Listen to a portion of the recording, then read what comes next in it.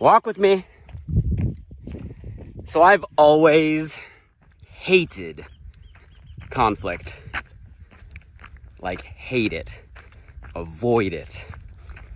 You know how there's some people that it seems like they just kind of thrive on it? Like, we all have those friends or family members, colleagues that like look for an argument, love the fight, almost get energized or fueled up through conflict. Yeah, that's not me, like, at all. I've always been one to try to avoid it at all costs, not engage when one's presented. How about you? Are you someone that loves the battle? Or are you someone that avoids it or has avoided it in the past, like me? And I've been thinking a lot about just my perspective on conflict more recently.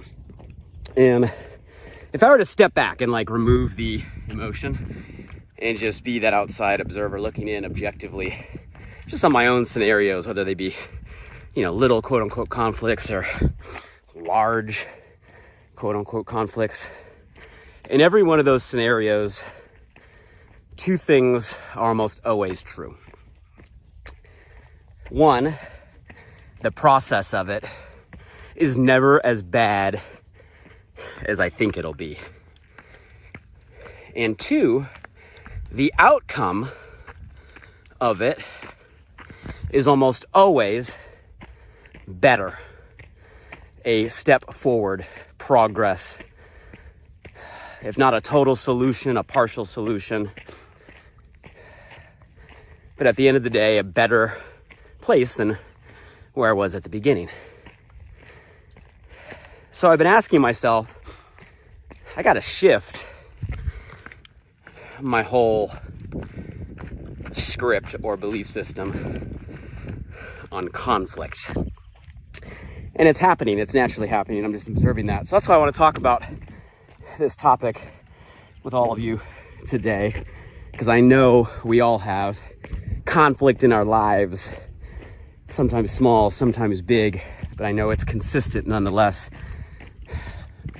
no matter who you are, where you are, the path you're on right now. So it's going to be a good conversation. Want some collaboration.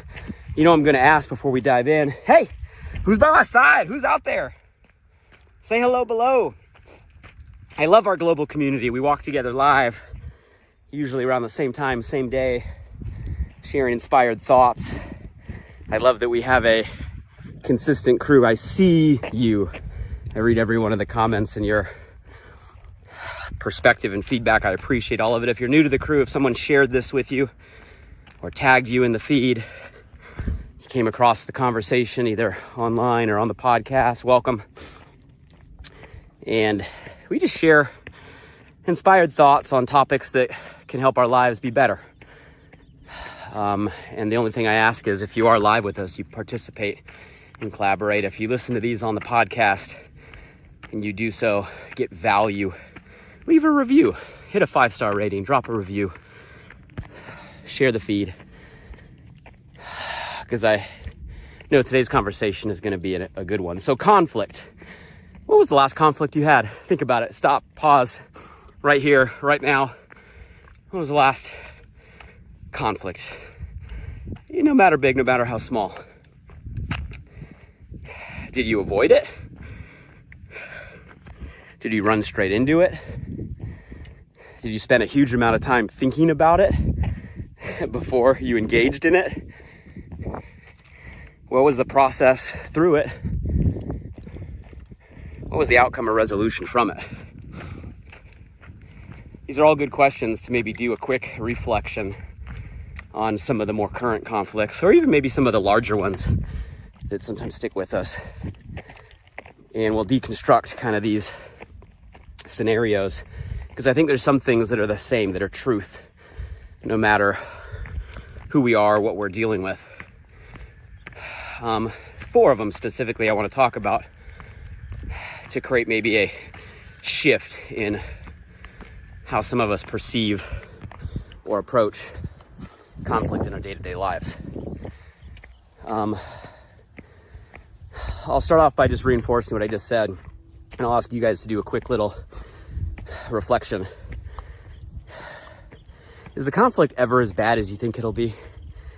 Or do we spend more energy, more emotional strain, more concern, worry, stress, fear, anxiety, all the stuff, playing out every possible which scenario that could happen, stumbling into a wormhole of assumptions that are so far from the truth, and whether they are or they're not, we'll never really know. So much wasted energy being life, like our livelihood, before we ever even begin. And if you're like me, throughout my life, I've spent more time in the energy prior to conflict than time dealing with it. And I've dealt with some good ones in my life and my career. I'm sure many of us have. But if I also were to look back and think about the outcome, purely the outcome, the end in mind, the result, the process is never as bad as we make it out to be. 99.9% of the scenarios we make up in our head never happen. They never even really existed to begin with. We get stuck swirling in a direction. Our brains get the best of us, as opposed to just taking steps forward and dealing with only the truths, the facts of the matter we have to deal with. We try to solve every possible scenario. But the process is never as bad as we think it will be. Is that true for you? Be honest. And then here's the big one, because this is what matters. The outcome, the solution, the result, the conclusion, the once you're on the other side. Is it usually better than where you started? And better is relative. Better can mean how you feel. Better can mean a solution or a step forward. Better can mean an adjustment in the course or path we're on, a different way, an alternative route. And I'm willing to bet in most of the scenarios, if we do reflect, small or big, those things are true in the majority of the cases. So why the heck do we avoid conflict if the process of it is always better than we think and the outcome of it is almost always better than when we start? For many of us out there, I know that's not all of us. Check out the view from the top here. Look at the rays coming down. Can you see those sun rays coming down through the clouds today? So 4 thoughts that I think are consistent. At least they're consistent when I reflect on my own experience.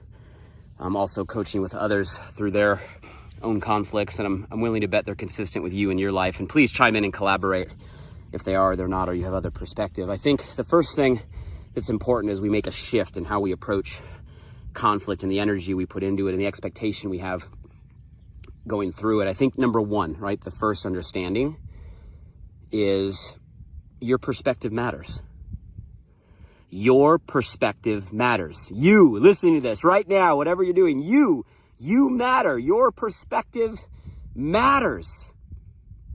You see, there's so much conversation today about self-love, right? We need to love ourselves. We need to fill our own cup. We need to take care of ourselves, self-care. I love the movement that's in that direction. I think it's so important because we've been so deprived. We've been in a culture, especially in America, where it's like so much expectation is pouring on us that it just stacks and stacks and stacks and stacks, and taking care of ourselves seems to land at the bottom of this pile we never get to. So I love the awareness that's coming out in the conversation that's happening, but I don't think it goes deep enough. We talk about self-love, and we don't connect that loving ourselves first begins with respecting ourselves. We've talked about this in some of our past walks. You can go find it if you missed it. But the connection to loving ourselves begins with respecting ourselves. You can't love yourself if you don't respect yourself. And if we talk about respecting ourselves begins with having the courage to share our perspective. Because if we don't have the courage to share our perspective, what we think, what's going through our mind, if we don't have that courage, we're not going to have self-respect. And if we don't have self-respect, we don't have self-love. That's why a lot of the times when we get presented with a situation and we don't move forward, it irks us. It eats us up. It kills us. We waste so much energy and we don't understand why. It's because deep down, even if not at a conscious level, it's at a subconscious level, not sharing your perspective is not respecting yourself, which means you're not loving yourself. The very act of not engaging and moving forward with what you think in your perspective is not having the courage to put yourself first. So I think the first understanding in conflict is that your perspective matters, and even more so, you have to share it and have the courage to share it. Right or wrong doesn't matter, but the courage to share the perspective builds respect, builds love, because your perspective matters. And not sharing it is even worse than any result that could happen once you put that ball in motion.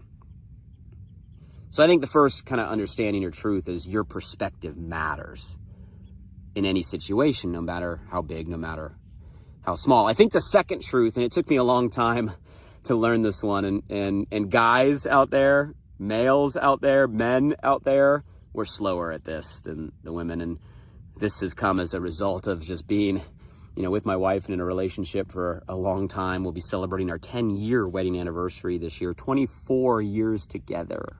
Do the math on that one. 24 years together, high school sweethearts. And it took me a long time to learn or come to the conclusion, and this is the second truth or second understanding, that you can't argue feeling. You can't argue feeling. In other words, the way someone feels is their truth. The way someone feels is a truth. A feeling can't be argued. And so often we get into conversations or conflict where we argue feeling. Feeling is always fact. It's a fact. That's how they feel. Now, the underlying circumstances, the underlying issues, right? The underlying, information may or may not be true or false, may or may not be real or imagined. But the outcome of that is a feeling, and the feeling is always fact, even if the information below that feeling is not. And it took me forever to realize that, because I'd spend so time in logic land, be like, but that's not true, it's not right, it's not even real, it's not the reality. But it didn't matter, because the facts didn't matter. The only thing that mattered is the feeling, and the way someone feels is always their fact. And that's true for us, right? The way we feel is the way we feel. The way others feel is the way others feel. The way our partner feels is the way they feel. The way our colleagues feel is the way they feel. So you can't argue feeling, and you got to learn to discern feeling, right, from an actual situation or circumstance you're trying to solve. Because sometimes there's no solution to a feeling. So your perspective matters. You can't argue feeling. Feeling is always fact. The third understanding when it comes to conflict is the approach that then we take. So once we have the courage to share our perspective, once we realize that, look, we're not here to argue feeling. Feeling is fact. We're here to get through that, right, to whatever a actual situation or circumstance is that needs to be solved, or we want to solve, or we want, right, to move forward. And the third is just the approach of which we go into that situation. You see, we assume that conflict, by the nature of the word, is a you versus them, right? A me versus you, a him versus her, a they versus them. We assume it's one party against another party, one idea against another idea. And that in itself is a problem. It's the wrong frame of how we approach any sort of conflict. Instead of looking at any situation like one versus the other, you versus they versus them, him versus her. Take both parties and realize both parties are actually on the same side against the situation. It's the situation, the topic of discussion, the circumstance that is the issue, not the person. And instead of playing ping pong, right, a pickleball is probably a more current analogy, hitting things back and forth, how about we get on the same side of the fence and approach the circumstance or the situation together? It is us versus the situation. And by shifting that little frame, it removes the chances of a personal attack, taking things personally, confusing the situation with the person. You know, I love the quote out there that in any sort of conflict situation, there are three ideas, right? The idea that you bring to the table, the idea that they bring to the table, and then the third idea that evolves from the conflict. You see, it's the third idea that you seek. It's never about your idea or their idea or his idea or her idea. It's about aligning to find a third, better idea or a solution to the situation. You guys, that's the reality. It's not about one idea prevailing. It's about what's the best solution in the given situation. In collaborating on the same side of the fence, you're always going to come up with that third idea. It's that third idea you're seeking. How fast can we get to that third idea together? Not I'm right, you're right, this is why, that's why. No. You got perspective, I got perspective. Let's come together. Here's the solution. What's the third idea that's the better perspective? So I think that understanding is so important, and it starts to realize that it's never about the person, it's about the situation. Don't ever make any situation so important that you're putting the situation over the love and the kindness for one another. Guys, people over problems, right? Relationships over circumstance. Doesn't matter what the situation is. So many times people stumble and they make one certain conflict so important, digging the heels so deep in the ground. Oh, this is a matter of principle. That they make that situation more important than the person.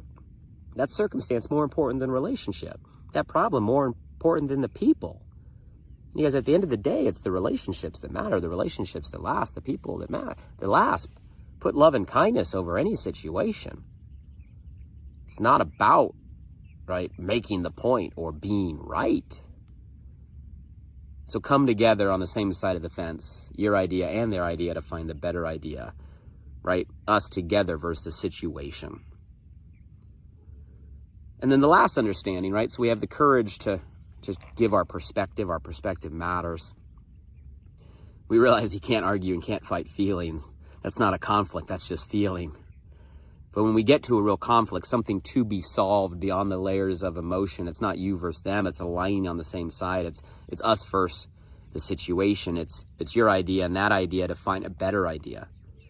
And then the last understanding, the last truth when it comes to conflict is just realizing that conflict is normal. But combat is a choice, right? Conflict is normal. Conflict is to be expected. Conflict is a part of life. But combat, well, that's a choice.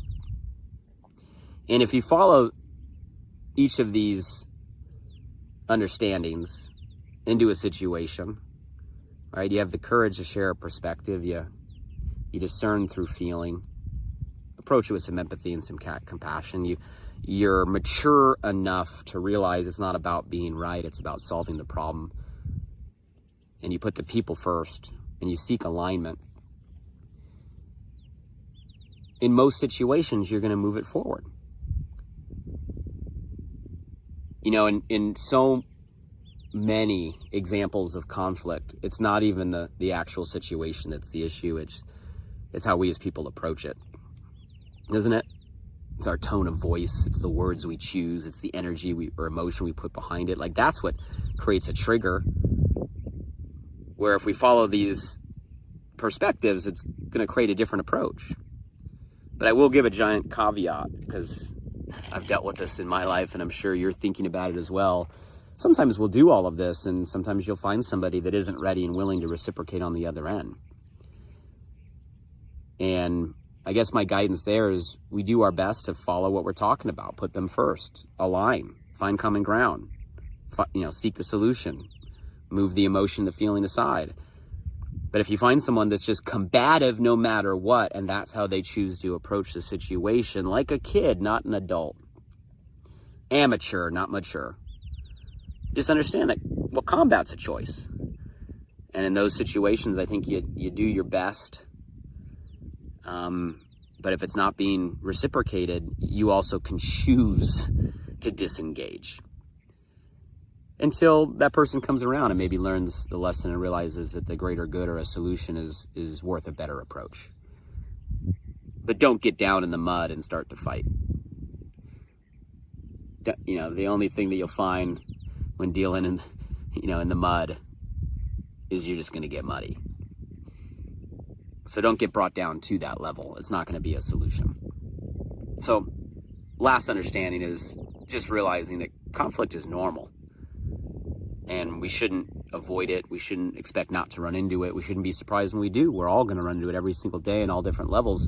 So we might as well learn to make this our friend and shift our perspective on the outcome that we can have going through it. But combat is a choice. And if we do take the right steps and we still find somebody that's not ready and willing to meet us halfway, just realize that it's our choice to disengage. So hopefully those truths are true for you. You guys tell me. Is that helpful? Is that beneficial? Can you apply that lens to some conflicts in your life, right? Maybe if you look back and reflect, you realize, hey, yeah, that is true in those situations. Maybe you have other perspective that you found. If so, please throw it in the comments below. I read every single comment. Leave it in the reviews if you found this helpful. Maybe you have somebody that's in a conflict right now, and you want to share this with them or tag them in the comments. And if that's not the case right now and you're not in the middle of it and your circle's not in the middle of it, hey, that's an amazing day. But just know there's probably some right around the corner, so I know this conversation will be useful. Here's one more view from the top. Sun is coming through the clouds. Beautiful day. And here's to shifting our perspective on conflict in our lives and using it as a way for us to come together, grow together, and seek better together through alignment, right? And how we approach our day-to-day situations, not running from them, but running through them and collaborating in a way that creates a better scenario for not only us, but those around us. So until the next time we walk together, thanks for our time. And here's to learning and going and growing through all the conflicts in our life every single day. Till the next time, take care.